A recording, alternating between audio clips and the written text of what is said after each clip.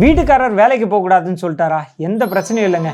வீட்டில் இருந்துக்கிட்டே வீட்டில் கிடைக்கிற பொருட்களை வச்சே உங்களால் மாதம் ஒரு 75,000 ரூபா வரைக்கும் சம்பாதிக்க முடியும். இதெல்லாம் நம்புற மாதிரியாங்க இருக்குது? என்ன அந்த பிஸ்னஸ் ஐடியா, எப்படி ஆரம்பிக்கிறது, இதுக்கு தேவையான இன்வெஸ்ட்மெண்ட் எவ்வளோ, இதெல்லாம் தெரிஞ்சுக்கிறதுக்கு முன்னாடி முதல்ல சேனலை சப்ஸ்கிரைப் பண்ணிடுங்க. டோஃபு மேக்கிங், பன்னீருக்கான ஒரு ஹெல்த்தியான ஆல்டர்னேட்டிவ் தான் இந்த டோஃபு அப்படின்றதுங்க.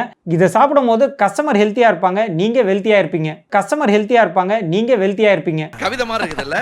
இந்த டோஃபு உற்பத்தி பண்றதும் ரொம்ப எளிமையான ப்ராசஸ் தாங்க. இதுக்கு தேவை அப்படின்னு பார்த்தீங்கன்னா சோயா பீன்ஸுங்க. இந்த சோயா பீன்ஸை ட்ரை பண்ணி அதை கிரைண்டரில் போட்டு அரைச்சி அந்த சோயா மில்க் எடுத்தீங்க அப்படின்னா அந்த சோயா மில்கில் கொஞ்சம் லெமன் புழிஞ்சு விட்டுட்டீங்க அப்படின்னா அது திரிஞ்சு வரும். அதுக்கப்புறமா அதில் இருக்கக்கூடிய தண்ணி நீக்கிட்டீங்கன்னா மீதம் இருக்கிறது தான் டோஃபு. இந்த டோஃபுல கொலஸ்ட்ரால் கிடையாது, முழுக்க முழுக்க புரோட்டீன் தாங்க. அது மட்டும் இல்லாமல் இது வீகனும் கூட.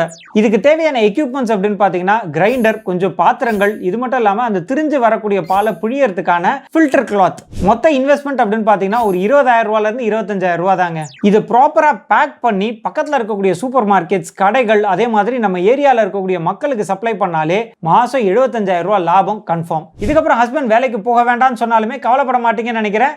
ஆமாண்ணா எஸ்ன்னு கமெண்ட் பண்ணுங்க.